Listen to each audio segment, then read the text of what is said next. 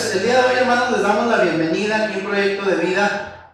Hemos estado en las últimas semanas compartiendo la palabra con algunos poquitos hermanos aquí de manera presencial, y de verdad les agradecemos que, bueno, pues salgan de sus casas con las debidas precauciones, desde luego, y los demás hermanos que nos siguen por ahí en el Facebook, vamos a estar transmitiendo este mensaje. Y pues es la segunda parte de un mensaje que comenzamos hace 2 semanas. La serie le llamamos, ahí está en verde abajo en la pantalla, El origen del cristianismo y su separación de sus raíces hebreas. Ya vimos la primera parte y vamos a ver la parte 2 de este mensaje que le hemos llamado Entendiendo el origen de los grupos del judaísmo del primer siglo. Y bueno, ahí pusimos en la portada pues algunos de los grupos tal y como se vestían en aquel tiempo. No sé si logra identificar. Bueno, ahí tenemos a los sacerdotes, tenemos, bueno, también algunos de ellos eran miembros del Sanedrín, del grupo de los saduceos o fariseos, y quizás usted haya escuchado esos términos, pero no los entienda. Y bueno, pues hoy en día, en este día vamos a profundizar más en este tema. Decíamos en el tema de la primera parte de la serie que es muy importante para entender las escrituras a profundidad tener un conocimiento básico y, si se puede, profundo del contexto hebreo de las escrituras. No sé cuántos recuerdan, estuvieron aquí hace 2 semanas. Decíamos que la Biblia pues es un libro que proviene de la cultura hebrea. Yeshua fue un judío del primer siglo, al igual que sus discípulos, tenían sus costumbres, sus creencias, sus tradiciones. Y poder entender a Yeshua tal y como está en el Nuevo Testamento, como un personaje histórico que fue real en el primer siglo, tenemos que trasladarnos a su época. Nosotros vivimos 2000 años después y acá en Occidente, donde las costumbres son diferentes. Ahora, todo esto que estamos enseñando nada tiene que ver con la salvación. Aclaro esto porque hay personas que dicen, bueno, es que el evangelio es muy sencillo, y sí lo es para la salvación.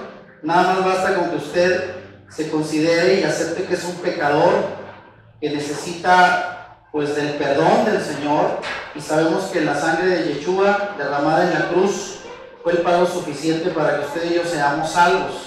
Si usted y yo creemos en Él como Salvador y Señor, somos salvos por la fe. No hay mérito alguno más que ocupemos para la salvación. Pero una vez que ya somos salvos, no debemos conformarnos, sino tenemos que ir avanzando, creciendo en nuestra fe, como dice la Escritura, ¿verdad? Dejando atrás el biberón, el alimento, ¿verdad? La leche espiritual, que al principio es leche, pero hay que ir comiendo cada vez mejor. Así es que no es malo, y más si tenemos acceso a las herramientas, los conocimientos a través de los cuales podemos profundizar más en las Escrituras. En la primera parte de la serie dijimos que al ser la Biblia traducida de un idioma como el hebreo de hace 2000 años al idioma actual, pues va a ser difícil que las traducciones, por muy precisas que se haya tratado de hacer, va a ser difícil que transmitan todo el contenido que originalmente se quiso transmitir. Así es de que hay que ir más a fondo, conocer el contexto cultural de la Biblia. Así es de que, para poder entender los escritos del llamado Nuevo Testamento, en hebreo se le llama el Brit Hadashah, debemos conocer primero los distintos grupos que conformaban las sectas del judaísmo en el siglo I. Hay que entender, para aquellos que ya conocemos un poquito más la historia antes del primer siglo, sabemos que en el siglo VIII, en el siglo IX aproximadamente, las 12 tribus de Israel estaban unidas bajo un mismo rey, ¿se recuerda? Estuvo bajo Saúl, luego bajo David, luego bajo Salomón, y finalmente bajo su hijo Román se dividieron. 10 tribus quedaron al norte y se le llama la casa de Israel, y tenían como capital Samaria, y en el sur, teniendo como capital Jerusalén, era la tribu de Judá y la tribu de Benjamín, y algunos sacerdotes levitas que se regresaron del norte a ministrar en el templo, ¿se recuerda? Y bueno, sabemos que los asirios llevaron cautivos a las 10 tribus del norte en el 700 y algo antes de Yeshua, y estos se perdieron entre las naciones, y los únicos que regresaron del cautiverio en Babilonia fueron la casa de Judá ¿verdad? En el 571 creo fue la fecha en que fueron cautivos por Babilonia, y 70 años después regresaron. Y esas dos tribus, Benjamín y Judá, son las tribus que estuvieron presentes cuando Yeshua vino en el primer siglo. O sea, eran los judíos, así se le llama. Pero esos judíos no era solamente un pueblo, estaba dividido en diferentes sectores por cuestiones políticas, de creencias, cuestiones religiosas. Y vamos a entender a esos grupos dentro del judaísmo del primer siglo. Amén. De tal manera que poder identificar, por ejemplo, con quién nuestro maestro Yeshua debatía cuando él enseñaba, y ahí está en el Nuevo Testamento sus conversaciones con algunos de estos grupos, sería importante entender si estaba hablando con los saduceos, o estaba hablando con fariseos, o hablando con los celotes, o con los esenios. Al menos vamos a hablar de 4 grupos. Esto nos dará una mejor comprensión de los pensamientos teológicos, las costumbres y las creencias de la época del llamado Segundo Templo. También se le llama así al primer siglo. El primer templo que hubo en Jerusalén, ¿quién lo construyó? ¿Se recuerdan? Salomón. Fue un templo majestuoso, pero después de que ese templo fue derribado por los babilonios, cuando llegaron a conquistar Jerusalén, ya no existió más. Y después regresaron los judíos por medio de Esdras, de Nehemías, a reconstruir las murallas y también el templo. Y finalmente quien lo reconstruyó, o lo mejor dicho, quien lo volvió a hacer, fue el rey Herodes. De tal manera que cuando Yeshua aparece en el primer siglo, no era el templo de Salomón, sino el templo construido por el rey Herodes, y a esa época se le llama la época del Segundo Templo. ¿Lo estamos entendiendo? Algunos de los que tienen tiempo estudiando esto están comprendiendo perfectamente, y otros, bueno, vamos a irnos despacito. Ahora, el judaísmo, desde un siglo antes de Yeshua, ya se encontraba dividido en diversos grupos, los cuales pensaban diferente e interpretaban de manera distinta la Torá. Hay que recordar que la Torá era una sola, pero la manera de interpretar era diferente dependiendo de los grupos. Yo otra vez lo señalé.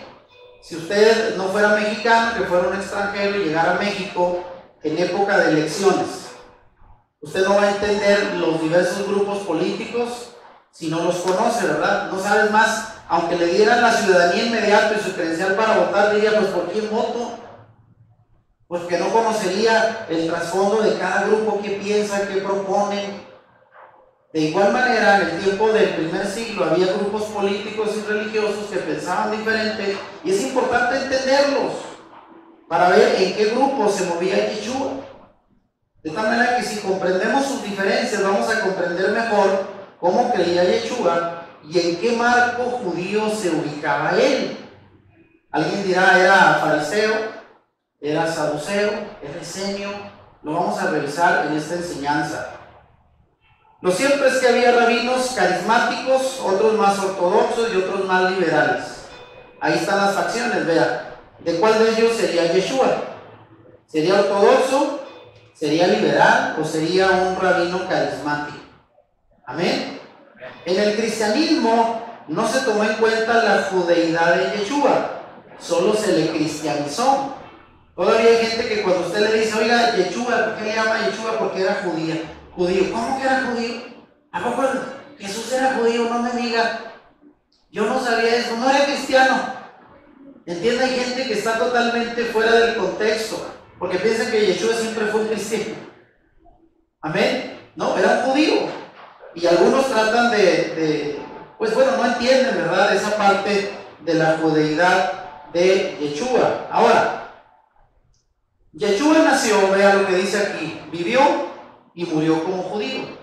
Se desarrolló en una sociedad y en un contexto específico, el cual, si no se comprende a cabalidad, no se entenderá el mensaje original del Nuevo Testamento.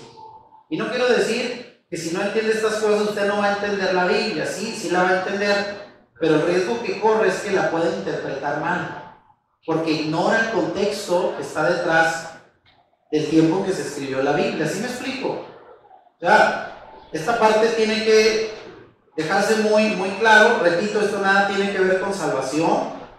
¿verdad? Pero sí para nuestro conocimiento más profundo de las Escrituras. Ahora, hay que estudiar las Escrituras con una perspectiva judía. Amén.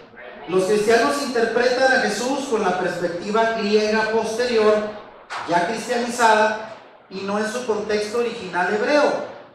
Y pongo yo aquí al final, ya es tiempo de ver a Yeshua como el personaje histórico que realmente fue y no como el que el cristianismo posterior nos ha presentado. Esto lo hemos dicho, ¿verdad?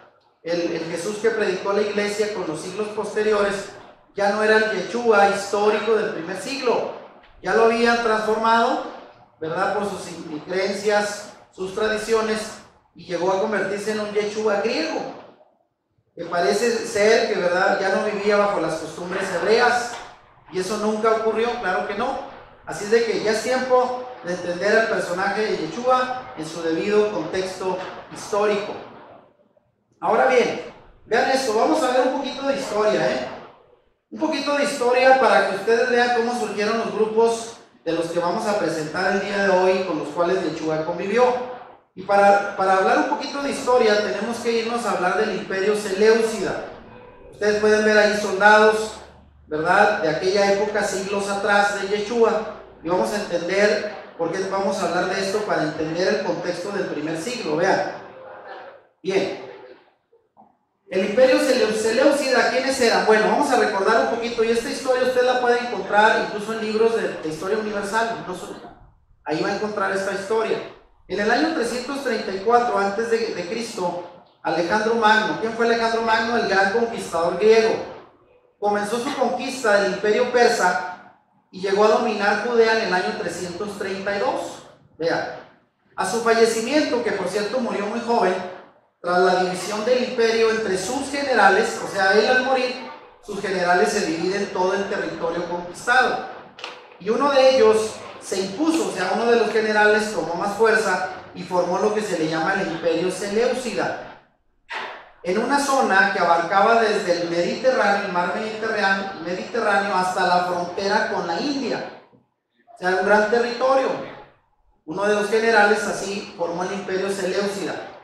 Herederos de la cultura helenística o cultura griega que procuraron difundir, los reyes seleucidas gobernaron tal como sus antecesores asirios y babilónicos y persas. ¿Y cómo lo hicieron? Imponiendo sus creencias paganas y sus dioses a todos los pueblos que conquistaban. O sea, ellos conquistaban algún otro rey, algún pueblo, y lo primero que hacían era imponerles sus creencias, porque era la manera de culturizarlos para que creyeran y pensaran como ellos, y les imponían también sus dioses. Amén. Ok, ahora vean, algo de historia, los macabeos. ¿Cuántos de ustedes han escuchado hablar de los macabeos? Levanten la mano. En las Biblias católicas, donde trae los llamados libros apócrifos, se habla de ese periodo histórico, ¿verdad? Entre el Antiguo y Nuevo Testamento vivieron estos personajes llamados los macabeos. ¿Quiénes eran ellos? Bueno, vamos a ver aquí, Antíoco IV Epifanes, que fue uno de los descendientes del Imperio Seleucida, del que estábamos hablando ahorita, inició en el año 167 a.C., ya más cerca, una de las primeras persecuciones religiosas conocidas, un fenómeno casi desconocido hasta entonces. A su regreso de Egipto, de conquistar Egipto, organizó una expedición contra Jerusalén, matando a muchos de sus habitantes. Usted lo va a encontrar en la historia universal. Antíoco intentó establecer su paganismo en el templo y colocar sus dioses por todas partes, por lo que los judíos conservadores no tardaron en rebelarse bajo la dirección de los macabeos. O sea, imagínense, este griego Antíoco Epifanes trató otra vez de conquistar Jerusalén a los judíos, y como lo hacían siempre era llegar e imponer sus dioses. Imagínense usted que un judío iba a aceptar que les impusieran dioses paganos y creencias paganas, costumbres paganas, si ya venían de sufrir por muchos siglos por haberse desviado de la Torá. Claro que no iban a permitirlo, pero se rebelaron. Y estos macabeos eran una familia de 5 hijos de un anciano sacerdote llamado Manatías. De ahí vienen los macabeos. Ahora vean, dice por acá oficial de Antíoco IV llegó a Modín, la pequeña ciudad donde vivían los macabeos, pidió al sacerdote Matatías como dirigente judío, él era el sacerdote, que diera el ejemplo efectuando un sacrificio al dios Zeus, o sea, un dios pagano, según la costumbre griega. Matatías se negó, y cuando otro judío se ofreció a cumplir la orden real, Matatías lo mató a él y al oficial Seleucida. Fíjense, era tal el celo, no solo no sacrificó a un dios pagano, sino mató al oficial y al judío traidor que estaba dispuesto a sacrificar a un dios pagano. Por este acontecimiento la familia tuvo que huir a las montañas de Jomna, y pronto se les unieron otros judíos, formando así una guerrilla, y esta se le llama la rebelión de los macabeos. Después de la muerte de Matatías, Judas Macabeo quedó al mando. Recuerden, tenía 5 hijos. Ahora, pronto se les unieron bandas de casidios, llamados piadosos, el sector más conservador del judaísmo, que no tenía ningún interés político y solo echó mano de las armas, ahora que se les prohibía profesar su religión. La guerra dura 33 años, hasta el año 142 antes de Yeshua, donde Judea expulsó a los griegos sirios y se declaró libre del poder griego. O sea, los macabeos vencieron y lograron sacar de sus tierras a los grecos sirios. Amén. Los macabeos y su ejército entran a Jerusalén, y en la dedicación nuevamente del templo que habían profanado, porque habían quitado todo lo que era para oficiar el culto a nuestro Dios, y pusieron ahí sus dioses, entonces lo profanaron. Llegan los macabeos después de vencerlos y dedican de nuevo el templo, y ocurre aquí lo del aceite de la unción. Hace poco celebrábamos el año pasado el milagro de Hanukkah, ¿se recuerdan? ¿Y qué es lo que celebran en el milagro de Hanukkah? Bueno, el milagro del aceite de la unción, ahí lo podemos ver. Eso que está en medio, que algunos le llaman el candelabro de oro, bueno, también se le llamó una januquilla, y vamos a ver en qué consistió el milagro de la unción. Al entrar los guerreros judíos al templo sagrado en Jerusalén, lo encontraron en ruinas y profanado con ídolos falsos, pero al ser reinaugurado debían volver a prender el candelabro, que se le llamaba januquía, pero solo encontraron una pequeña vasija de aceite puro en todo el templo. Tenía que ser aceite consagrado de oliva, aceite de oliva consagrado puro, y era muy poco lo que encontraron. El milagro que presenciaron fue que mientras volvían a consagrar nuevo aceite, lo cual tomaba hasta una semana, esa pequeña vasija de aceite, ¿verdad?, hizo que ardiera por 8 días la januquía sin apagarse. 8 días. Es por esta razón que desde ese acontecimiento los judíos observan la festividad de Hanukkah, también se le llama la fiesta de la dedicación, en honor a la victoria histórica de los macabeos y al milagro del aceite. Eso es lo que se celebra en Hanukkah. ¿Ya lo está entendiendo? Para algunos de ustedes es nuevo esto, ¿verdad? Bien, esto es algo de historia, pero fíjense a dónde vamos a llegar. Finalmente, con la victoria de los macabeos se establece el gobierno de los macabeos. Cuando los macabeos y su ejército entraron a Jerusalén, los sacerdotes propusieron un rey para Judea de la descendencia del rey David, como debe de ser según la escritura. Pero los macabeos, que no eran descendientes de David, pidieron el reino argumentando sus 33 años de lucha, por lo que los macabeos terminaron imponiéndose sobre los sacerdotes del templo y se establecieron como reyes de Judea. Las protestas por parte de los sacerdotes que querían un rey descendiente de David hicieron que los macabeos los expulsaran del templo e impusieran nuevos sacerdotes. ¿Cómo la ven? Dijeron: ustedes quieren un rey de David, no hay rey de David, somos nosotros, así es que quedan expulsados y vamos a poner nuevos sacerdotes. Ahora, de aquí es donde voy a empezar a explicar quiénes eran los diferentes grupos que voy a enseñarles el día de hoy. ¿Por qué toda esta historia? Para que puedan comprender de dónde vienen los grupos. Amén. ¿De dónde salieron? Y con los primeros que vamos a empezar son, ¿quiénes eran los esenios? ¿Alguno de ustedes ha escuchado hablar de este grupo? Bueno, si no lo ha escuchado hoy va a aprender quiénes eran los esenios. Ahí vemos las comunidades que se formaron. Vean, todos vestidos de blanco, vestían de lino, eran personas muy piadosas, lo vamos a ver ahorita, que se interesaban en el estudio de la Torá y formaron comunidades apartadas, ¿sí? En el desierto. Ahí lo vamos a ver. Bien, los sacerdotes, hijos de Aarón, fíjense bien, ¿de dónde vienen estos? Los sacerdotes, hijos de Aarón, al ser expulsados del templo por los macabeos, se retiran al desierto, dando origen a la comunidad de Qumran, ¿verdad? En el siglo pasado se hicieron descubrimientos de los rollos de Qumran entre las colinas, en el desierto, ¿verdad? Fuera de Jerusalén. Ahí fue donde vivieron estos personajes que eran descendientes de los hijos de Aarón, los sacerdotes, que se fueron para allá, Qumran. Ahora convertidos en los esenios, huyendo de la corrupción del templo de Jerusalén, y eran aproximadamente 4,000 personas, así se cree, que conformaron esta comunidad de esenios que se refugian en el desierto. ¿Cuál era su propósito? Bueno, aislarse del mundo, irse de la comunidad, de la contaminación de la ciudad, del templo, que ya se había contaminado, después de los macabeos que habían impuesto sacerdotes, no de la línea de Aarón. Bueno, su doctrina era apocalíptica. O sea, ellos creían que el fin estaba cerca y no valía la pena materializarse, sino mejor guardar la piedad, ponerse a estudiar la escritura. Los más nuevos pasaban 3 años de la prueba, tras los cuales entregaban todos sus bienes al grupo que cultivaban la pobreza. O sea, para ellos los bienes materiales no tenían razón, porque decían, estamos viviendo ya en los tiempos finales, lo único que conviene es guardar la ley y esperar el regreso del Mesías. Por lo tanto, guardaban la ley, viajaban sin nada de pertenencias y eran piadosos y compasivos, detestaban la mentira, el robo y nunca juraban. Vean, esas eran parte de sus costumbres, de los esenios.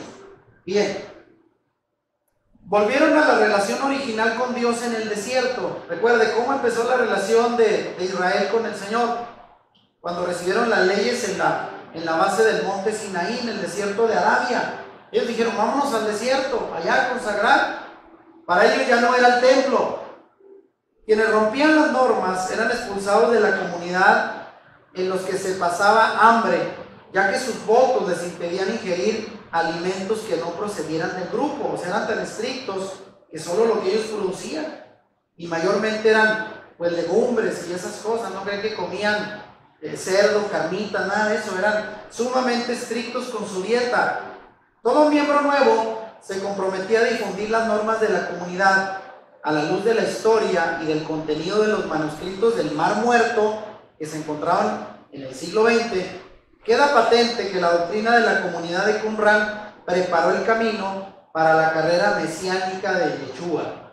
Así es que ellos fueron de alguna manera antecesores del advenimiento del Mesías. Ellos lo esperaban y se guardaban en piedad esperando la venida del Mesías. Amén. Entonces ya conoció un poquito de la comunidad de los esenios, o también llamada la comunidad de Qumran. Esto puede investigar más en internet. Ahora, esos señores que están ahí, ¿quiénes son? ¿Quiénes eran los saduceos? Vean, estos vestidos más nice, las vestiduras que usted ve, era la vestidura de elegancia de los sacerdotes, eran la gente de la élite. Estos eran los políticos. ¿Ven? Así es que vamos a ver quiénes eran los saduceos con los cuales Jesús o Yeshua convivió, ¿verdad? Para poder entenderlo, porque mucha gente piensa, ¿no? Al desconocer esto, dice, es que todos eran judíos. No, sí eran judíos, pero de diferente sector, de diferente grupo, de diferente costumbre, visión. Y hay que identificarlos para entender mejor la Biblia, el Nuevo Testamento. ¿Quiénes eran los saduceos? Después de la expulsión de los hijos de Aarón del templo de Jerusalén, los nuevos sacerdotes elegidos de manera ilegal por los macabeos se hicieron corruptos. Bueno, esto no le extraña, sacerdotes corruptos, aliados del nuevo régimen de los macabeos, y después fueron los mismos que se aliaron con Roma. ¿Cómo la ven? Ellos eran los saduceos. Los saduceos eran un grupo o secta judía de la élite de la clase más alta que dominaban prácticamente todas las áreas del poder en Jerusalén.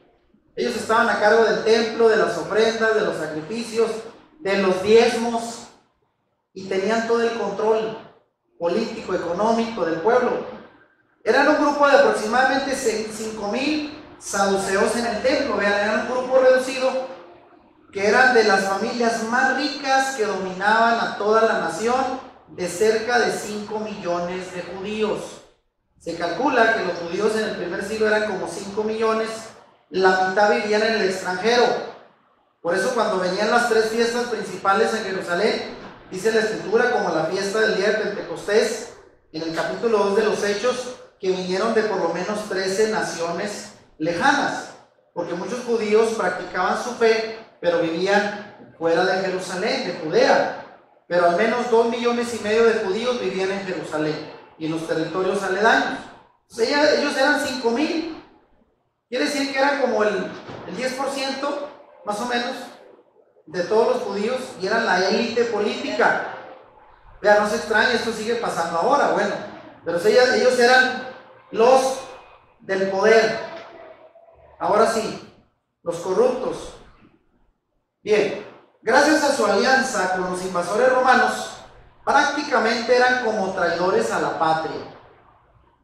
Los saduceos eran la élite económica, religiosa y política que dominaban el parlamento judío del Sanedrín o corte de justicia. O sea, ellos también eran los jueces, vean, o sea, tenían todo el control. De ninguna manera eran representantes del pueblo judío, se representaban a sí mismos y a sus propios intereses. Eran sacerdotes corruptos. O sea, todos los acuerdos que hacían con Roma era para conveniencia de ellos, no para el pueblo. Y por ahí lo dije una vez, alguna coincidencia con lo que pasa ahora, pues es pura casualidad. Su doctrina consistía en que las escrituras deberían ser interpretadas de forma literal, y por lo tanto decían, ¿dónde está el Mesías en la Torá? Porque hay que recordar que hay muchos pasajes bíblicos que hablan del Mesías, pero algunos de manera simbólica, no de manera tan directa. Decían, nosotros no vemos a ningún Mesías que tenga que venir a rescatar a nadie. Pues claro, pues a ellos no les convendría, ¿verdad? Ellos estaban en el poder, pues ¿para qué querían un rescate? ¿Para qué querían que viniera un cambio? Pues ellos no creían en el Mesías, en un Mesías libertador, no creían. Vean, ahora, ellos decían, ¿dónde está la resurrección de los muertos? Tampoco creían en la resurrección. Ellos decían, su principal enfoque para ellos era la Torá, los primeros 5 libros de Moisés, y ahí en Génesis dicen, ellos decían, del polvo eres y al polvo volverás. Así es de que pues nos vamos a morir, ¿cuál resurrección? Para ellos la escritura solo eran los 5 libros de Moisés. No reconocían ni a profetas, ni a los demás escritos, ni a los salmos, solo los 5 libros de Moisés. Por lo tanto decían, ¿dónde dice Moisés que va a venir un Mesías? ¿Verdad? Y eso que en el libro de Deuteronomio Moisés anticipó, ¿verdad? Que va a venir alguien, dice, mayor que yo. Pero tampoco lo entendieron, claro, pues no era para ellos necesario un Mesías libertador. ¿De quién los iba a libertar? Pues de ellos. El Mesías no existe, decían ellos, es un invento. El pueblo comenzó a levantarse en contra de los saduceos, pero el pueblo necesitaba líderes que los representaran y que los guiaran en su lucha, y por ello nacen el otro grupo llamado los fariseos. O sea, los saduceos eran los represores, la clase política, la élite, no representaba al pueblo, y el pueblo quería líderes, y de ahí es donde surge el nuevo grupo llamado los fariseos. Ahora, ¿quiénes eran los fariseos? Vean, muchas de las conversaciones de Yeshua en sus enseñanzas del Nuevo Testamento fue con este grupo, los fariseos. ¿Y a quiénes les tiraba más? Pues a los saduceos, ¿verdad? Porque sabía que eran la clase que oprimía al pueblo. Pero con los fariseos tuvo largas conversaciones y debates. Y ahorita vamos a ver quiénes eran los fariseos. Este grupo es más conocido, quizás de los 4, el grupo de fariseos es el que más conocemos porque se cita más en las escrituras. Se habla de escribas y fariseos. Así es de que, vamos a ver quiénes eran. Aparecen en el siglo II antes de Yeshua la figura de los rabinos, los maestros. De hecho, Yeshua fue un rabino. Ellos representaban una imagen revolucionaria porque interpretaban la Torá al pueblo en las sinagogas, pues eran los maestros de la Torá, los rabinos. Los rabinos tenían capacidad de interpretación, cosa que los diferenciaba de los saduceos. O sea, el rabino sí se daba la oportunidad de interpretar la Torá. Los fariseos eran los rabinos de la época, mientras los saduceos decían, cuando pecas trae un cabrito para el sacrificio. Los rabinos decían, no hay necesidad de eso, con el arrepentimiento basta, predicando así contra el templo y su sistema corrupto. Ahí empezó a haber una división, porque ¿quién tenía el control del templo? Los saduceos. Ellos decían, pecas, pues tráete un sacrificio, porque ellos sabían que el sacrificio, llevar un animal al templo, ¿a quién se le quedaba? Pues a ellos. Entonces, el saduceo apoyaba todo el culto del templo, porque alito ahí dejabas tu ofrenda, tu diezmo, tus sacrificios, y ellos tenían el control. Pero los fariseos empezaron a rebelarse y a decir, bueno, arrepiéntete si has pecado y haz penitencia, pero no necesariamente un sacrificio en el templo que se ha corrompido. Vean esto, ya había ahí disputas. Cuando un rabino se instalaba en una ciudad, creaba un lugar de reunión, y es así como nacen las sinagogas, que eran centros de estudio de la Torá. Comienza a haber sinagogas en todos los lugares de Judea y en la diáspora, o sea, en el extranjero. También había sinagogas, por ejemplo, alrededor de Capernaum, en Galilea, en todo lugar donde había maestros, rabinos, se formaban estas comunidades que eran las sinagogas. El judío ya no tenía que irse a Jerusalén al templo a matar un cabrito, porque eso ellos lo promovieron por la corrupción del templo. Desde cualquier lugar, decían los fariseos, se reunían en una sinagoga, leían la Torá y oraban por arrepentimiento. Así es que la sinagoga fue desplazando en parte a lo que hacían en el templo. Y esto causó desde luego una rivalidad entre los saduceos, que apoyaban el templo, y los rabinos fariseos, que enseñaban en las sinagogas. ¿Lo está entendiendo? Bien. Ahora, ¿quiénes eran los fariseos? Me interesa un poquito describir más, porque voy a hacer ahorita una pregunta y usted me va a tratar de responderla en base a lo que estamos aprendiendo.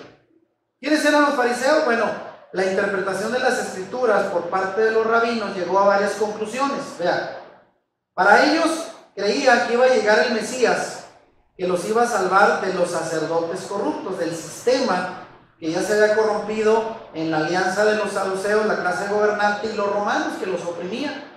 Ellos buscaban un Mesías libertador, un Mesías guerrero. Este Mesías guerrero va a destruir a todos los enemigos de Israel. Eso era lo que esperaban, y se entiende por el contexto de opresión en que vivían. Ellos se fundamentaban en Moisés, en los profetas, en los escritos y en los salmos. Prácticamente, a diferencia de los saduceos, que solo creían los primeros 5 libros de Moisés, los rabinos fariseos sí creían en todo lo que era el Antiguo Testamento, como le llamamos la Tanaj hebrea.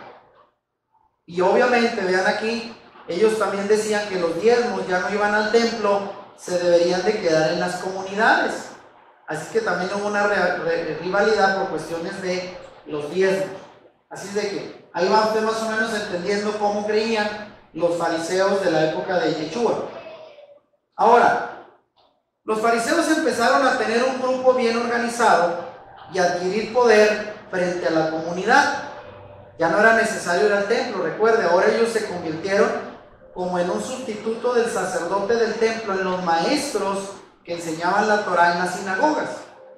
Los esenios pensaban igual que los fariseos, creían en la resurrección, en la libre interpretación de la Torá y en el concepto del Mesías libertador, del Mesías guerrero. Sin embargo, los esenios tienen básicamente dos conceptos diferentes a los fariseos y por supuesto también a los saduceos. Los esenios no creían en el diezmo. Y usted dirá, bueno, pues, ¿por qué no? Ellos decían, todo lo que tú tienes, no solo el 10%, le pertenece a Dios. ¿Vean? Eran más estrictos. O sea, en pocas palabras dice, debemos de vivir de manera austera, porque todas las pertenencias, incluso de alguien que se quería vivir a la comunidad de Qumran, si llegaba con pertenencias las tenían que repartir para toda la comunidad. Eran así. Y tenían además una idea apocalíptica del fin del mundo. Estas eran las ideas de los esenios. Ahorita lo vamos a ver reflejados en algunos pasajes, y su austeridad en la manera de vivir. Esos eran los esenios comparados con fariseos y saduceos. Ahora, con esto vamos a entender, hermanos, que en la época de Yeshua, el primer siglo, había diversas escuelas rabínicas. La secta de los fariseos no era un grupo compacto en donde todos pensaban de la misma forma. Cada rabino tenía su propia escuela y su interpretación de la Torá. Esto era permitido, Había al menos 7 escuelas distintas de fariseos, sobresaliendo 2 de ellas, que ya algunos hemos conocido, hemos escuchado. La escuela de Hillel y la escuela de Shammai. La escuela de Shammai era mucho más ortodoxa o estricta que la escuela de Hillel, y la escuela de Hillel era más liberal.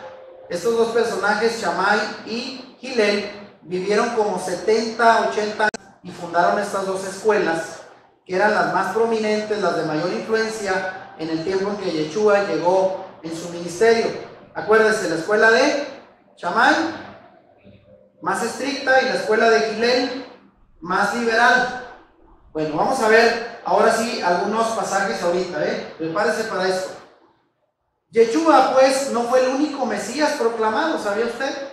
Algunos piensan que fue el único Mesías en el primer siglo esperado. No, desde el año 6 antes de Yeshua hasta el 66, casi acercándose a la destrucción del templo en el año 70, hubo al menos, fíjense, al menos se cree 24 personajes pretendientes a ser Mesías.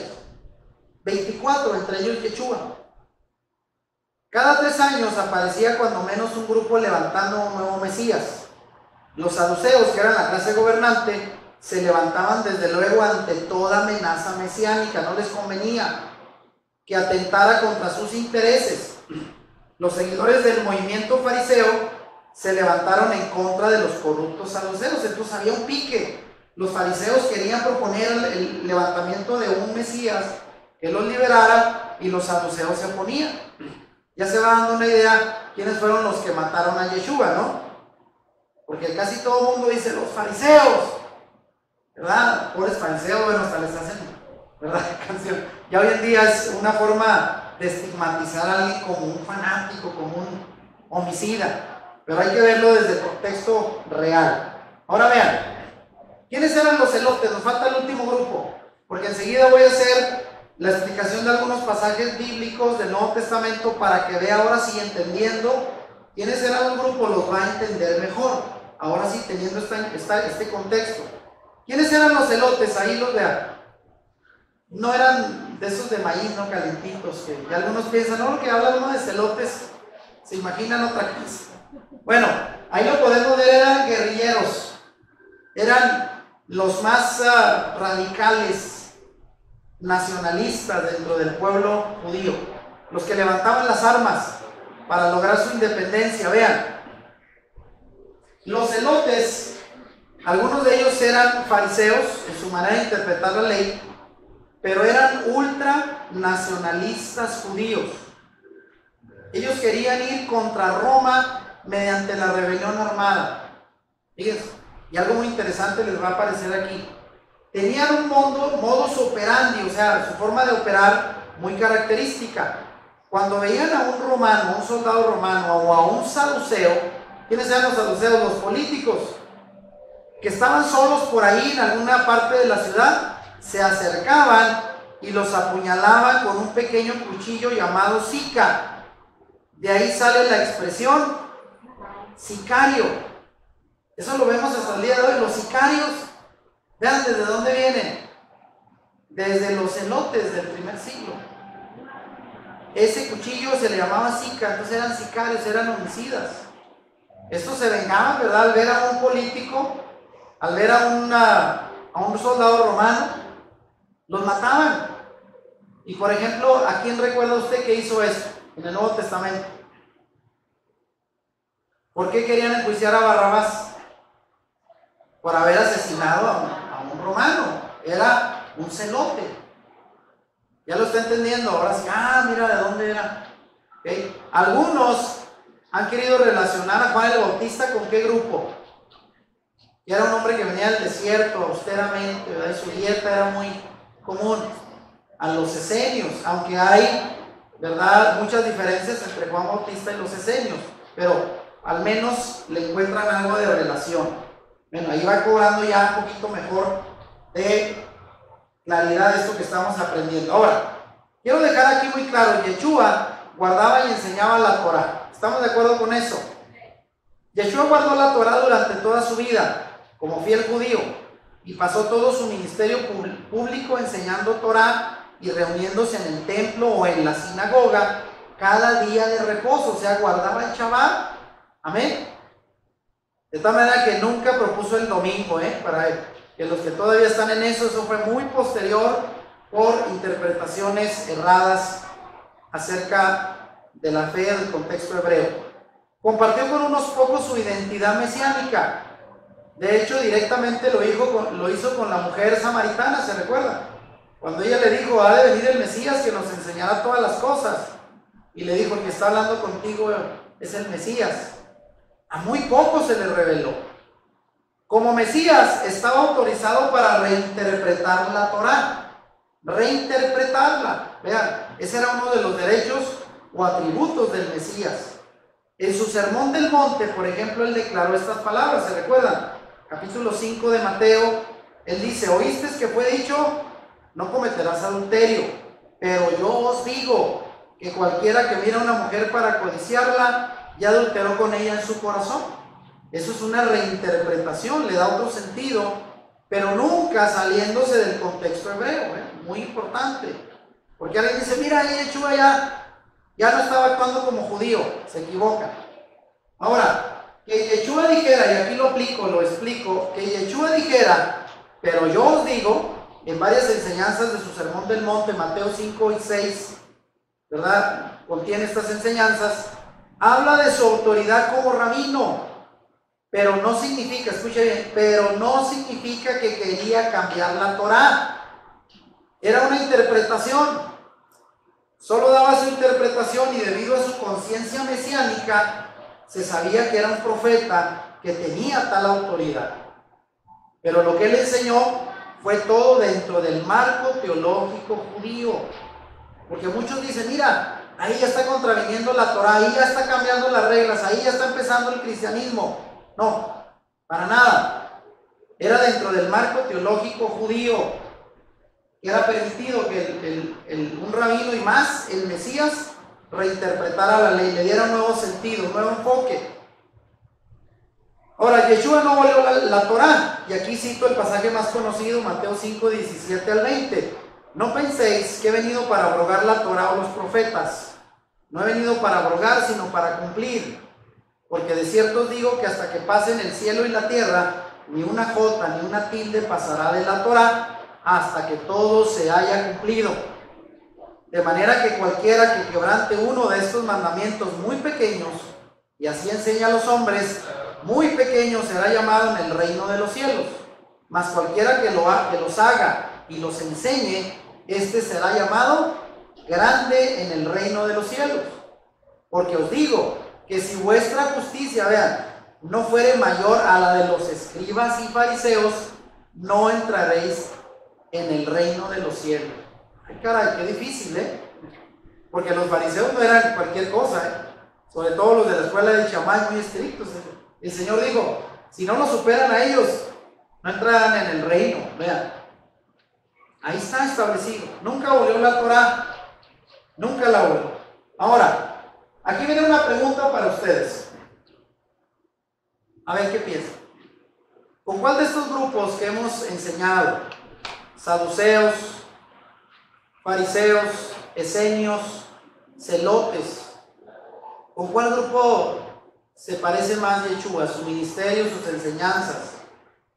Muchos se preguntan, ¿el rabino Yeshua era un fariseo? Porque mucha gente dice, los fariseos eran enemigos. No necesariamente.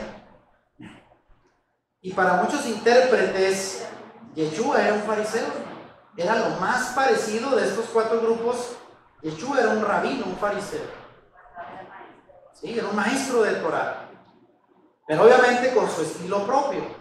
No como otro de los grupos que vamos a señalar. Y aquí es donde voy a entrar a los pasajes. Para que usted vea cómo el encuentro que él tuvo con otros rabinos fariseos era porque el debate se permitía. De tal manera que ahí podemos ver cuáles eran las diferencias. Bueno, ante la pregunta de si el rabino Yeshua era un fariseo, no era un fariseo tradicional, porque de hecho en el término hebreo el fariseo es peruchín. ¿Y un peruchín qué es un peruchín? Era un apartado, una persona escrupulosamente que decía: yo no me contamino con nadie, soy santo y me aparto de ustedes, de todo lo que era pecaminoso. Eran apartados, eran escrupulosos, y Yeshua no lo era. Ya que sus pensamientos doctrinales representaban enseñanzas de diversas escuelas, cuando algunos fariseos y escribas llevaron a la mujer, aquí empiezo con los pasajes, llevaron a la mujer adúltera para que Yeshua la juzgara, él dice, vea, Juan 8:7, ¿qué dijo Yeshua? El que de vosotros esté sin pecado, sea el primero en arrojar la piedra contra ella. Y claro que no lo hicieron, se fueron, desde el más joven hasta el más viejo. Expresiones como esta: así que todas las cosas que queréis que los hombres hagan con vosotros, así también haced vosotros con ellos. Mateo 7:12, ¿de dónde viene? Estas son enseñanzas cercanas o compatibles con la escuela de Gilel.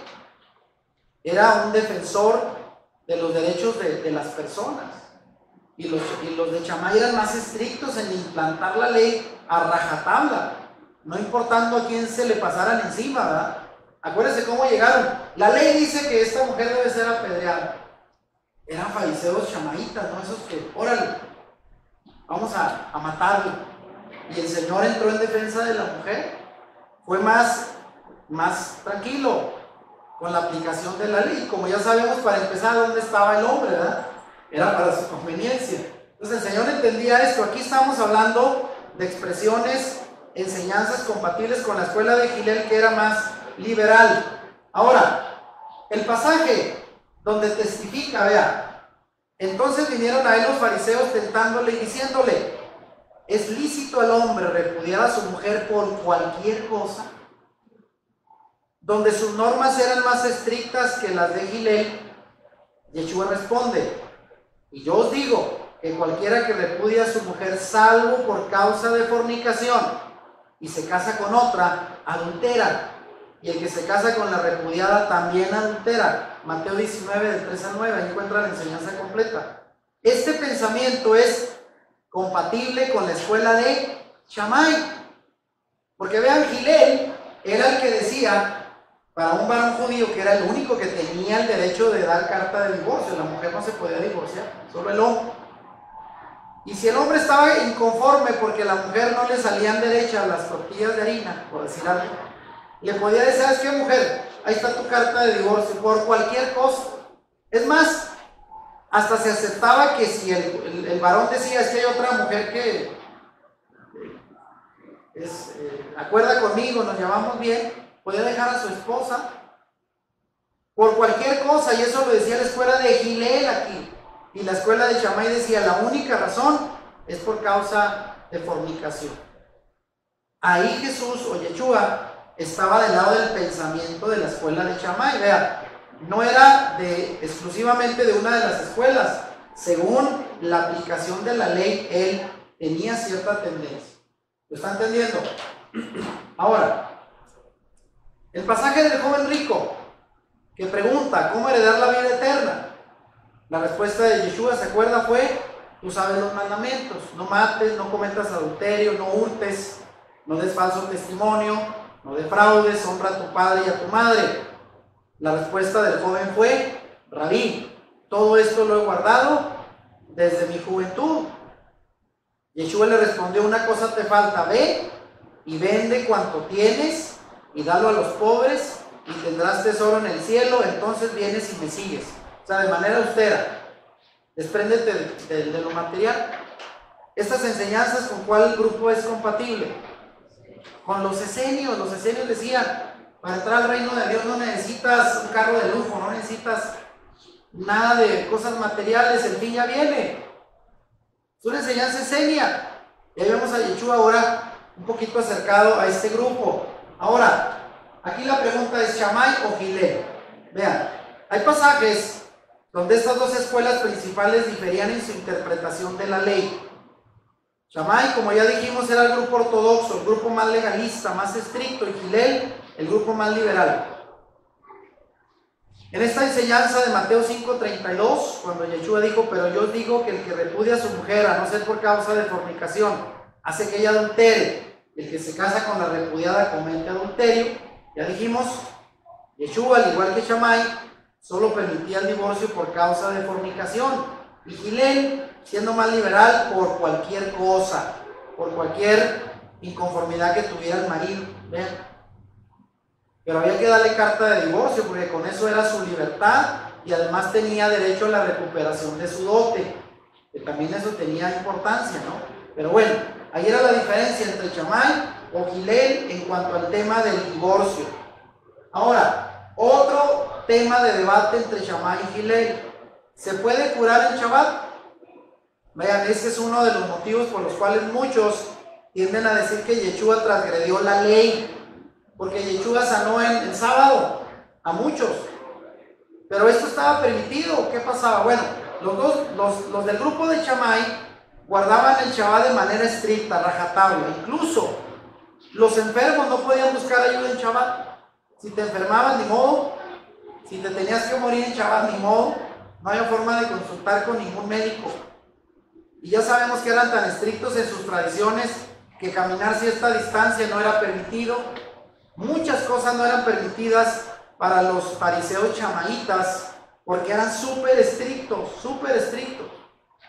Sin embargo, Hillel, 50 años antes de Yeshua, dijo que el Shabbat había sido creado a causa del hombre y no al revés. El Shabbat, ¿verdad? Era lo más importante, sino era causa del hombre. Y esas palabras, Yeshua las rectificó en su interpretación. Quiere decir que no fueron originalmente de Yeshua, ya Hillel las había pronunciado. Él solamente apoyó la declaración de Hillel, dándole más importancia a la vida humana que al guardar un día de manera religiosa. Es cuando Yeshua dice, también les dijo, el día de reposo fue hecho por causa del hombre y no el hombre por causa del día de reposo. Marcos 2:27. Ahí tenemos una expresión con lo cual confirma lo que Hillel había dicho 50 años atrás. O sea, era permitido sanar a alguien en el Shabbat. Eso era permitido por cuestión de humanidad, no simplemente por querer romper el sábado o el día de reposo, sino por cuestión de humanidad. Entonces, con ello Yeshua no rompía la ley, era solamente otra de las maneras de interpretar de lo que se podía o no hacer en Shabbat. Vean, otra vez, Shammai o Hillel. Cuando Yeshua fue consultado por los fariseos sobre si la mujer sorprendida en adulterio debía ser apedreada, ya lo vimos, ¿se apegó a la interpretación de Shammai o Hillel? Lo acabamos de ver, de Hillel. O cuando fue cuestionado por comer con pecadores, ¿se acuerda que también los fariseos le decían a los discípulos, y este maestro tuyo que come con pecadores? ¿Qué contestó Yeshua? Id pues y aprender lo que significa misericordia quiero y no sacrificio, porque no he venido a llamar justos, sino a pecadores al arrepentimiento. Eso lo tenemos en Mateo 9:13. Ahí estamos hablando de Yeshua pegado a la escuela de Hillel. Ahora, entendiendo todo esto, hermanos, nos estamos acercando ya al final para cerrar con algo importante. Yeshua no estaba entonces contra el judaísmo. Quiero que quede claro, porque muchos dicen es que el maestro Yeshua fue un maestro revolucionario que vino a cambiar la ley, a darle otro sentido para salirse del contorno del pensamiento judío y formar algo nuevo. No, nunca pasó eso. En el contorno de nuestro santo maestro Yeshua existían pues 7 escuelas fariseas, cada una con su rabino que pensaba diferente de la otra, pues todos estaban buscando una verdad en las escrituras. El Nuevo Testamento testifica que Yeshua debatía con fariseos que no eran del mismo grupo, sino fueron de escuelas de pensamiento diferentes. Yeshua no estaba en contra del judaísmo, sino de ciertas interpretaciones rabínicas de la Torá. Nunca quiso formar una nueva religión. De tal manera que en el tiempo de Yeshua ya existía el Talmud. ¿Qué es el Talmud? El libro de tradiciones, de interpretaciones rabínicas que con muchos años atrás se habían hecho de la Torá, del mismo escrito, de la ley de Moisés.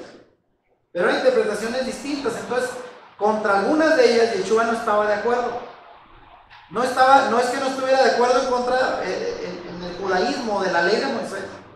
Con lo que no estaba de acuerdo es con las interpretaciones de algunos rabinos. No sé si lo está entendiendo. Entonces, eso que debe quedar muy claro, porque muchos ven a Yeshua como saliéndose del entorno de las enseñanzas del judaísmo para formar una nueva religión, lo cual nunca ocurrió. Ahora, vamos a ir cerrando con esto. Vea, preguntas. ¿Qué es lo importante de su interpretación de la Torá? La diferencia en la interpretación de Yeshua con el resto de los fariseos es que Yeshua enfatizaba la ética de la Torá. ¿Qué es la ética? Aquello que regula lo bueno y lo malo, lo que conviene y lo que no conviene. Y no se apegaba tanto al derecho canónico como hoy en día. Bueno, por ejemplo, la Iglesia Católica tiene lo que llaman el derecho canónico. Ellos no se pueden salir de su propia interpretación. En cambio, Yeshua se acomodaba más a la ética, a darle valor a las personas, no tanto a la ley en sí misma, sino a cómo aplicarla. Su mentalidad era aplicar la ética, no la jurisprudencia. Simplificaba la Torá para la vida práctica y era especialista en eso. O sea, no era tan teórico de decir leyes y leyes, sino se iba a los hechos y se aplicaba de acuerdo a la justicia. Además, tenía una respuesta precisa para aplicar la Torá a cada caso, reflejando así su conocimiento de la Torá y los profetas. Y a diferencia de los fariseos apartados, él convivía con los pecadores sin contaminarse. Vean, esas eran las diferencias de Yeshua. Él no era escrupuloso, a él le interesaba más la gente que la ley en sí misma. O sea, la ley era importante, pero la aplicaba apegada a la ética, no al derecho. Esa era la gran diferencia de Yeshua como intérprete, como un rabino intérprete de la Torá. Bien, ¿cuál fue su misión? ¿Cuál fue su misión como rabino? Fíjense, aquí voy a citar Salmo 51:3. Este pasaje es muy claro y se aplica a Yeshua. Entonces enseñaré a los transgresores tus caminos y los pecadores se convertirán a ti. Salmo 51:3. Yeshua, como conocedor de la Tanaj, del Antiguo Testamento, entendía que su misión era ir a los transgresores de la Torá. A esos venía el Señor. Por eso convivía con los más pecadores, con los cuales los fariseos más estrictos no querían ni tocarlos. Fíjense, y aconteció que estando él sentado a la mesa en la casa, he aquí que muchos publicanos y pecadores que habían venido se sentaron juntamente a la mesa con Yeshua y sus discípulos. Vean, publicanos, los cobradores de impuestos, los pecadores. Cuando vieron esto los fariseos dijeron a los discípulos: ¿por qué come vuestro maestro con los publicanos y pecadores? Al oír esto, Yeshua les dijo: los sanos no tienen necesidad de médico, sino los enfermos. Entonces, ¿a quién vino él? No a los religiosos, no a los santos, vino a los enfermos, a los transgresores de la Torá, para enseñarles un nuevo sentido, para traerlos en conversión de nuevo al reino. A eso vino Yeshua, y eso debiéramos estar haciendo nosotros hoy. No estamos enseñando Torá para hacernos eruditos y para apartarnos, ¿verdad? Como lo hicieron los esenios, a santificarnos. Ni mucho menos estamos del lado de los saduceos, ¿verdad? Por intereses políticos. Estamos más del lado de enseñar la Torá para aquellos que la transgreden, pero para que la entiendan, la comprendan y hagan un compromiso de guardarla. Porque tampoco se trata de predicar una gracia donde todo se vale, que ha sido el principal error del cristianismo. Eres salvo y ahora haz lo que tú te dé la gana. No, tenemos que enseñar la Torá para aquel que la transgredía la ley, porque ¿qué es el pecado? La transgresión de la Torá, así dice Primera de Juan, para que ya no lo hagan, para que se arrepientan, para que se conviertan y guarden los mandamientos y caminen derecho. Amén. Esa es la misma misión que tenemos hoy los seguidores de Yeshua. Ahora, ¿cuál fue su método de interpretación de la Torá? Fíjense bien, su método era debatir sobre la interpretación de la Torá y su aplicación, creando ideas y aplicaciones novedosas, revolucionarias, como fue el caso de la parábola del buen samaritano. Vean, nadie se la esperaba, que un judío que cae en desgracia, que es asaltado y queda tirado en el desierto. Y ahí el Señor en su enseñanza hizo pasar a los saduceos, que era la clase política, hizo pasar a los fariseos, y nadie se acordó de aquel. Y el samaritano, que era el más odiado, porque era una mezcla de judío con otra nación, ese fue el que le tendió la mano. Esa era una enseñanza revolucionaria, y así era lo que hacía el Señor, haciendo denuncias a través de sus parábolas, de sus enseñanzas, de la corrupción política y religiosa. Como todo profeta, él venía a dar anuncios de denuncia. O sea, su enseñanza era dura, y muchas de sus predicaciones les retumbaban en los oídos a los grupos del poder. Por eso no lo querían, En gran parte, el haber crucificado a Yeshua fue por fines políticos, porque lo odiaban, porque estaba pisando los intereses de muchos. Lo que no se entiende, vean, es que la libre interpretación y el debate eran permitidos para los rabinos del tiempo de Yeshua. Y no es que su nueva interpretación era para formar una nueva religión y apartarse del judaísmo. Vuelvo a recapitular, no era para eso. Era algo permitido, el debate, el interpretar la ley, era permitido sin salirse del contexto teológico del pensamiento judío. Bien, Yeshua después mal interpretado, y con esto vamos ya acercándonos al final. Yeshua, fíjense bien, nunca violó el Shabbat porque guardaba la Torah. Esto queda claro. Nunca impuso el domingo como día de guardar, eso sucedió mucho después. Lo que sí hacía era interpretar la Torah desde la perspectiva del maestro Hillel, donde se autorizaba a curar enfermos en Shabbat. O sea, no se salió de la ley, simplemente se apegó a una de las escuelas de interpretación, la escuela de Hillel, pero no se salió de la Torah, ni estuvo en contra. Los rabinos de la escuela de Shammai, que eran más estrictos y legalistas, eran los que se oponían a que Yeshua sanara el sábado. Pero repito, era un debate, un desacuerdo en interpretaciones. Era una diferencia de interpretación rabínica, pero nunca fuera de la teología judía. ¿Sí lo estamos entendiendo? Que quede muy claro para aquellos que lo interpretan mal. Y bueno, la pregunta, ¿quiénes enseñó Yeshua? ¿Quiénes? Yeshua tuvo en claro quiénes eran el blanco de su mensaje. Fíjense lo que dice Mateo 5, del 5 al 6. A estos 12 envió Yeshua y les dio instrucciones diciendo: por camino de gentiles no vayáis, ni en ciudad de samaritanos no entréis, sino id antes, ¿a quiénes? A las ovejas perdidas de la casa de Israel. Y aquí queda claro, Yeshua nunca fue a predicar a los gentiles. Si bien es cierto, caminó entre el norte, donde estaba Galilea, donde él se crió, al sur, que era Jerusalén, tenía que pasar por Samaria, por territorios donde había gente no judía ya pura. Y aunque le hizo el milagro a la mujer sirofenicia, ¿se acuerdan? Pero lo hizo ahora sí que aquella mujer le sacó un milagro al Señor. Pero el Señor dijo: no es para ti, no es para los perrillos, es para los hijos. Y él siempre vino a señalar las ovejas perdidas de la casa de Israel, que por cierto, nosotros venimos a formar parte de ellas. Y eso ya lo hemos enseñado. No vino a los gentiles, vino a las ovejas perdidas de la casa de Israel. Las enseñanzas de Yeshua no reflejan un choque entre el cristianismo y judaísmo, porque el cristianismo ni siquiera existía entonces. Aquí no hablamos de cristianos, no hablamos de es más, el Nuevo Testamento pues no estaba. Solo la escritura del Antiguo Testamento era lo único que había. El Nuevo Testamento fue el resultado de las enseñanzas de Yeshua y los apóstoles más décadas adelante. Nuevo Testamento no había, cristianismo no había, iglesias cristianas no había, solo judíos. Y solo refleja el pensamiento creativo de un rabino judío que difiere de otros rabinos. Yeshua no fundamentó ninguna nueva religión.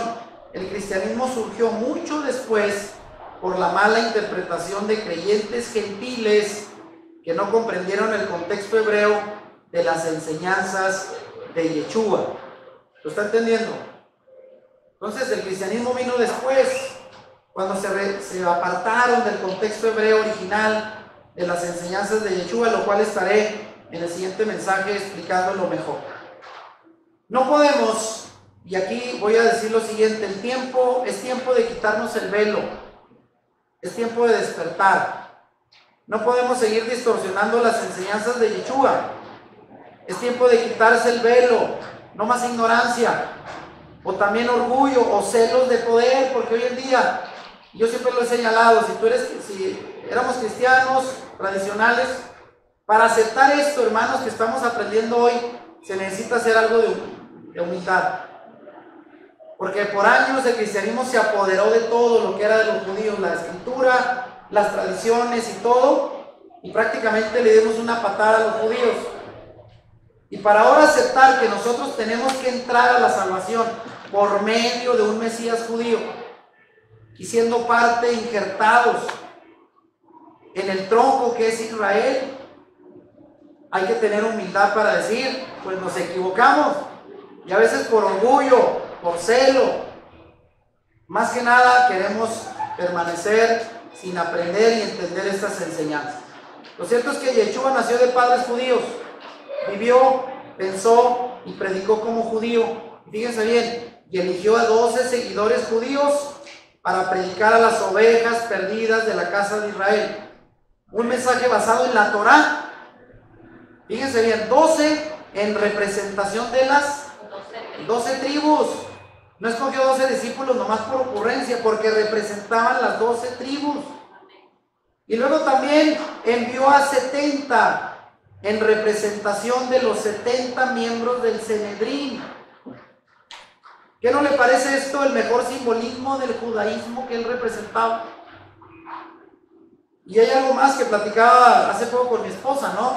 Para aquellos que dicen que el Señor vino a abrir a un grupo diferente de Israel, que son los gentiles paganos. Lo hemos platicado en el Apocalipsis, capítulo 21-22, donde habla de la Nueva Jerusalén. ¿Recuerdas? La ciudad celestial, que será el lugar de morada al final de los tiempos del pueblo del Señor, con el Mesías, con el Rey, las bodas del Cordero y todo eso que esperamos. Dice la Biblia que la ciudad tiene solamente 12 puertas de acceso. 12 puertas. O sea, para entrar a esa ciudad, usted tiene que entrar bajo la representación de una de las 12 tribus. No hay una puerta de los gentiles. Entonces dice, ¿por cuál puerta de la de los gentiles no hay? O eres israelita, o eres casa de Israel, o quedas fuera. Y eso es duro de entenderlo. Yo entiendo que para alguien que está bajo el cristianismo tradicional, es como que una explosión en la cabeza, pero ya dije, ya es tiempo de abrir los ojos y de entender e interpretar la escritura como es. Termino con esta lámina, vean. ¿Quiso Yeshua fundar la iglesia cristiana con todo lo que hemos señalado? No. El mensaje de Yeshua tuvo como consecuencia la formación, si a lo mucho, de una Keilah o una Kehilá. ¿Qué es esto? Keilah o Kehilá. Es la traducción en hebreo de la palabra comunidad. Una comunidad de creyentes era una Keilah, una Kehilá. Posteriormente, esa palabra del hebreo fue traducida al griego como eclesia, de la cual viene la palabra iglesia. Es como que un equivalente. Pero quiso Yeshua fundar una iglesia, ¿no? Yeshua no fundó una nueva iglesia, formó una comunidad a través de sus enseñanzas, como una escuela formaría a alguno de los rabinos. Obviamente el grupo de los 12 fue esa Keilah, esa comunidad, pero nunca quiso formar una iglesia fuera de Israel. De tal manera que eso es parte de lo que tenemos que entender. Si te gustó este video, dale like y compártelo con tus amigos.